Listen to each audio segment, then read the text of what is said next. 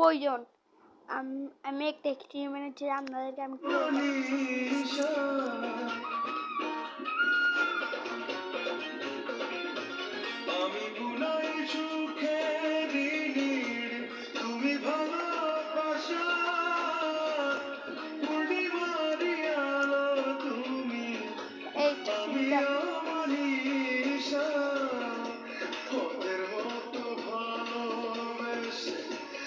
আমার সুন্দর জীবনটা রে করলাম আমি ক্ষয়।